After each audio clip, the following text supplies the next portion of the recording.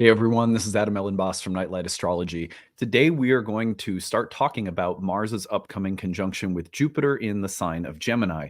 We're starting today because the two planets are moving into the engagement range. Mars is now within 3 degrees of a conjunction with Jupiter, so you're going to start noticing the effects and the symbolic expressions of these two planets coming together. We'll lay out the timeline, and then we're going to talk about 5 archetypal themes to watch for within this timeline. So that is our agenda for today. Before we get into it, as always, don't forget to like and subscribe. We are trying to reach 70,000 subscribers by this autumn, and the fall equinox is the goal. We are getting pretty close, but if you watch regularly and have not yet subscribed, we would really appreciate you clicking the subscribe button so that we can grow our community and business. Much appreciated to everyone who has been pitching in with our efforts, and we've had a lot of big bump in subscribers, so we really do appreciate it. And if you want, you can find transcripts of any of these daily talks on the website, which is nightlightastrology.com. I want to take you over there. Next week, we will be launching a new product and a sale, an initial early bird sale for the launch of that product, which is going to be a recorded a course for absolute total newbies to astrology. So we've created, or I should say I've created, but my staff has helped me with some of the curriculum development, a program for absolute beginners to astrology, in the hopes that this would act as a little stepping stone for people who might be thinking about getting more invested in astrology, maybe taking our training programs. So this is a recorded course that is for total beginners to astrology, and we will be launching that product next week. So that's one thing to keep in mind. I'll be telling you more about it next week when the sale begins, and kind of taking you over the course and showing you where you can pick it up and all that good stuff. In the meantime, on the events page of the website, click Live Talks. You'll see my talk for August. The webinar is on August 22nd, 7 to 9 p.m. Eastern Time. The title of the talk is The 8th House, the Place of Karmic Debts. We're going to talk about what this house is all about and why people tend to get really freaked out by this house, even though we shouldn't. I wouldn't say we shouldn't. I would just say once we understand it, there's far less to be afraid of. There are some difficult things about the 8th house, but hopefully this talk will clarify what they are and are not. So in September, I'm doing a talk on Venus through the 12 signs, giving you a feel for the story of love and relationships that Venus tells by her placement in our birth charts. And then in October, I'm doing a talk called The Myth of Astrological Compatibility, what everybody gets wrong about the astrology of relationships.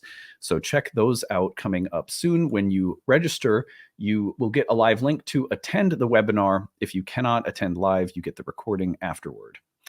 All right. On that note, let's turn our attention to the real-time clock, where we are going to have a look at the application of Mars and Jupiter. Here we go. Here are the two planets. And as of today, Thursday, August 8th, they are within about 3 degrees of one another perfectly. So let's watch as this progresses. We're going to see that tomorrow they're coming to within about 2 degrees. 2 degrees on Saturday. They kind of hover there a little bit, or a little less than 2 degrees. And then Monday of next week, they're within 1 degree. And then on Tuesday and Wednesday of next week, they move into the conjunction. And if we give it about 3 degrees of separation, we get them pulling apart by about the 19th or 20th of the month. And so starting now until about the 20th, we have around 2 weeks of these two planets being in close proximity. The image that I recommend that you think about in your mind's eye when two planets are coming into that engagement range is that the combination, the archetypal combination of the planets, and wherever they land in your birth chart is a big deal, right? You need to take a look at that whole sign house of Gemini, for example, with these two. But you think about those two planets and their symbolism like a tree that is suddenly going to bear fruit, and the fruit's going to be ripe and ready to fall off or be plucked or whatever. So it's a karmic harvesting moment, and the kind of karmic harvest is depicted by the combination of planets and the sign, and of course their location in your birth chart, aspects they might be making to planets in your birth chart. But we talk about it just on the mundane level. What does a Jupiter Mars in Gemini karmic blossom look like? we try to give you some sense of what to expect. So that's what we're going to do today with my little list of 5 things to watch for. Mars, Jupiter, and Gemini. I feel like 5 is a sweet spot. Like I can always find 5 distinctly unique things to talk about. I have found that if I go beyond 5 and I try to get to another even number like 10, I'm pulling some rabbits out of my ass. So so I'm like, let's just stick with 5. But anyhow, 5 things to watch for. Number 1 with Mars and Jupiter in Gemini is unsolicited advice, unsolicited ideas, opinions, or judgments. Now, let's just put it this way. I use unsolicited as a qualifier for the rest of the words here, but it could also just be like shitty advice. Or it could be overbearing advice, or it could be loud advice, or ideas, or opinions, or judgments. Because Jupiter and Mars tend to represent a very boisterous, loud communication style in Mercury's Aries sign of Gemini, one of the shadows of this combination is the way that it will show up as big and sometimes overly big or exaggerated, assertive or aggressive mental, intellectual, verbal, or communicative styles or expressions. So you might have someone you might have someone in your life that's directing unsolicited advice, ideas, opinions, or judgments at you, or you may find that you're the one doing it, in which case, chill yourself. Chill out. What did Jupiter and Mars? I have Mars in Gemini, so God knows I can go off sometimes. I have my little soapboxes, and once I'm on a roll, it's like, I don't know, it's like a runner's high or something. But you get into verbal streams in Gemini, and there's something stimulating about, speech and words and ideas and thoughts that can also, I just want to make sure that I'm not painting this as too black and white. The same exact quality can be about this, like just this big, fast, exciting thrill of ideas, speech, and communication. So it's not all bad, but one thing to watch for, because Mars is a malefic after all, who represents, among other things, aggression and violence. And then you kind of amplify that with Jupiter, and you get someone riding on a high horse with their ideas and opinions and verbalizing them or expressing them in ways that are harsh or bullying or domineering, or that are sort of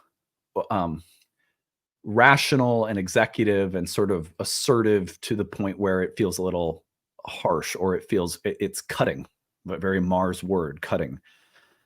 So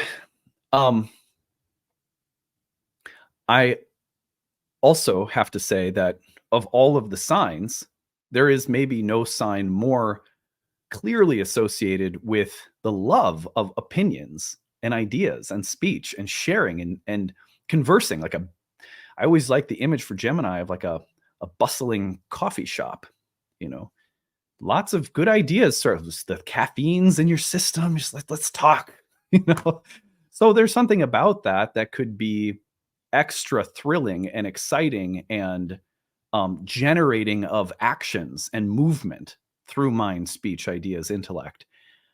But the combination of Mars and Jupiter also tends to be like there's a machismo in the combination and an aggressiveness that can result in people being overbearing when it comes to ideas and opinions.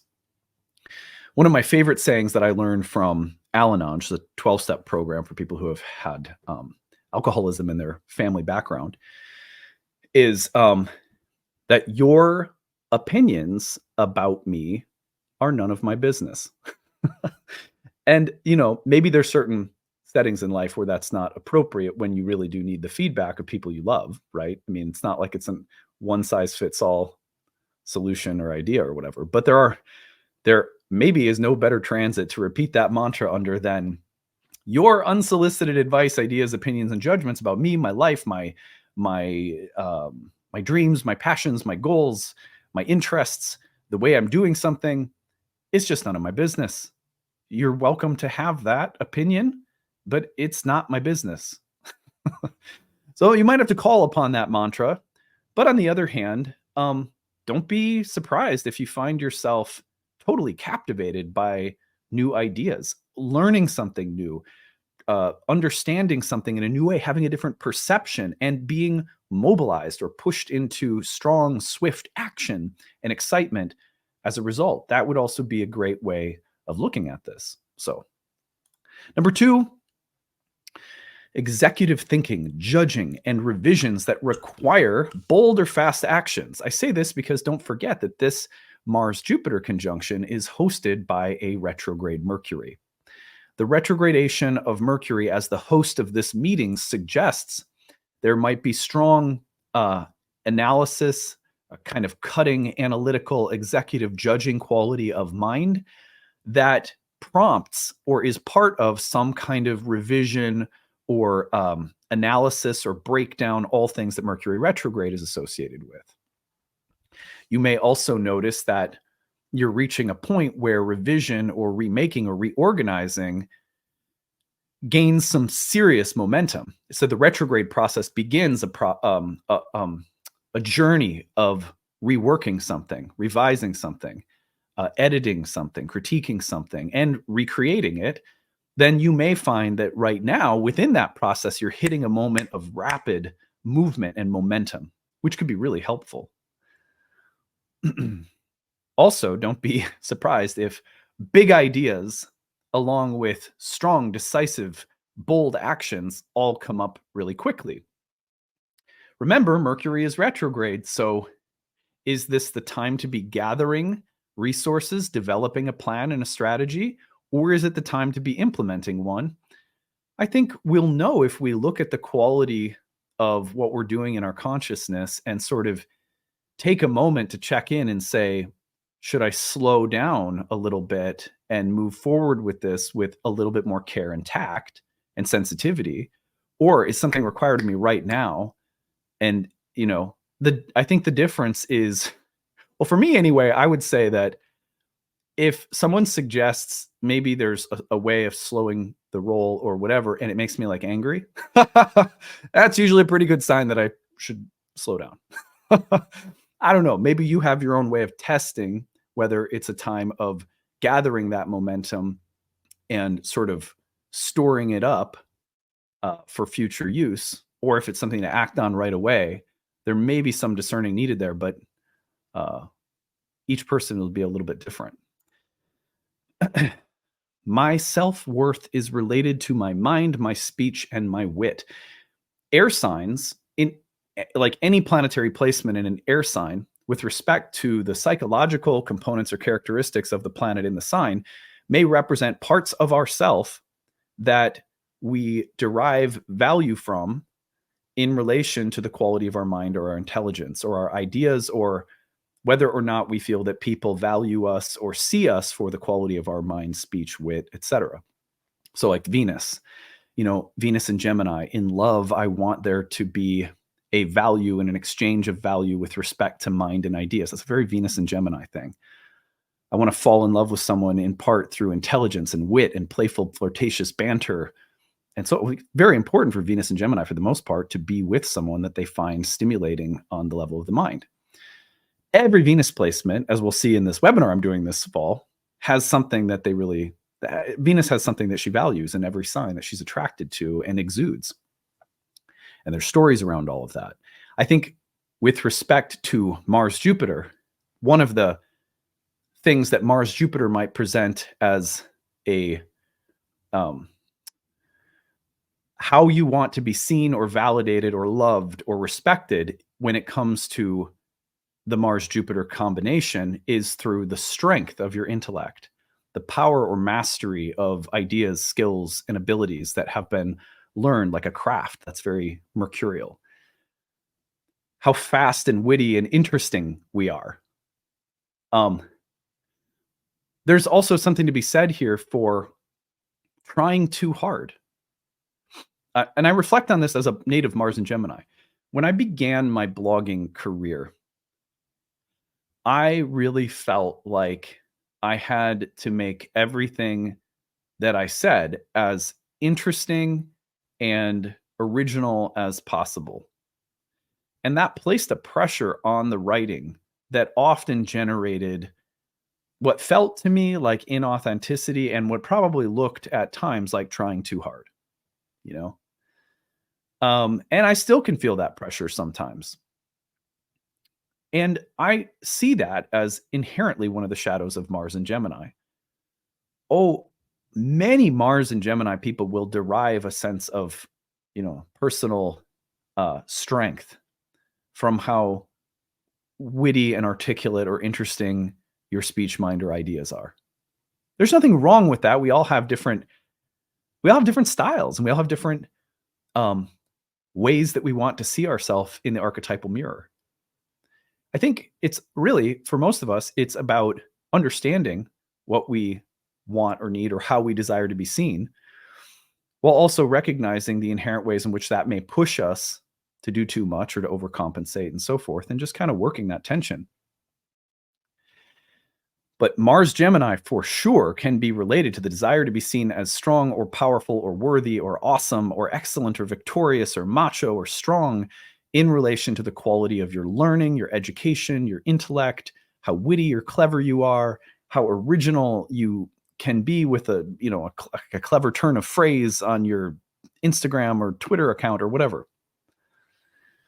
All right, so think about that. You may also find that you're just on a heater. you know, you if you're a blogger or a writer, you have any kind of place in which you speak with other people, you may find that you're really feeling like you're in your zone. Right? Mars Jupiter is kind of connected to like excellence in athletics, like an athlete being in the zone. Number 4 is, let's be a little bit basic here. Mars is a malefic, Jupiter is a benefic. Mars runs into Jupiter, and we have the potential for problems. But running into Jupiter, the slow-moving benefic, in Mercury's sign, while Mercury is retrograde, could mean that we run into problems, and yet there are very inventive solutions, so that Jupiter acts as a kind of silver lining. Along comes Mars in Mercury's sign of Gemini, hits Jupiter, and we have this meeting of a problem or a complicated situation and some way of dealing with it that is inventive and that brings some restoration of wholeness or unity. And Mars wants to cut and sever things. So when it comes into contact with Jupiter, it's like it wants to cut up or dismantle a system of some kind, while Jupiter, on the other hand, restores unity and wholeness.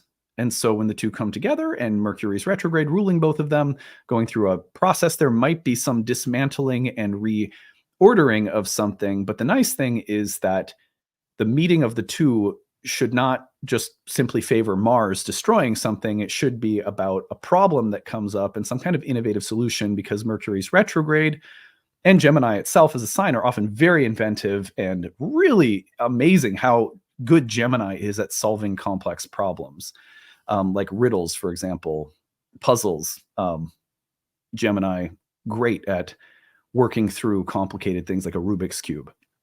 In fact, I believe Jupiter was in Gemini when the Rubik's Cube was invented. I saw someone post that the other day. Rapid development and success. Last one on the list. Let's talk about the most optimistic possibility here, which is that when you have Mars and Jupiter get together, you just have the symbol of victory and of speed and expansion. Mars is speed, Jupiter is expansion. Rapid speed, development, and success. We have Mercury retrograde, suggesting a process that's unfolding, a revision or shifting of philosophy, strategy, approach, organizational, technological, etc. A revision or changing of ideas and structures of thoughts and perceptions. All Mercury retrograde stuff, you hit this moment of rapid development and success. Hey, Mars Jupiter is associated with victory and war.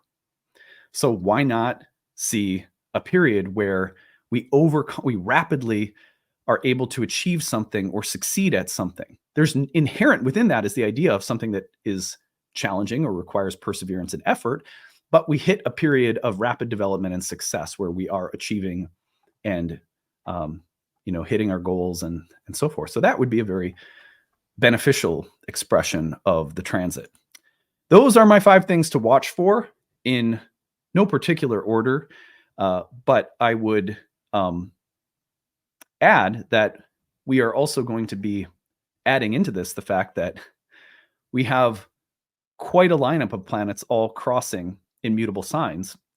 Venus and Virgo coming into an opposition with Saturn, Jupiter and Mars both hitting the square to Saturn, and so on, that is going to add layers to this. So today we've sort of isolated Mars and Jupiter, but we will be adding in their squares to Saturn and Pisces, which is of great significance, especially considering the gravity of the Jupiter-Saturn squares, historically speaking, and in our personal lives as well. So that is it for today. I hope you're having a good one. Don't forget to subscribe if you haven't yet. We're trying to see if we can get to 70,000 subscribers by the autumn equinox. We'll do the best we can. And also remember, the 8th house talk is coming up on the 22nd of this month. Be sure to sign up for that. And stay tuned because I'll have a new product launch next week of an astrology course for absolute total newbies that is pre-recorded and will give people the chance to have a little stepping stone into possibly taking our training programs. And this would also be good if you just had people in your life who don't know anything about astrology, who want just like a very, very basic beginning introduction to astrology. So anyway, more on that next week. We'll see you again soon. Bye.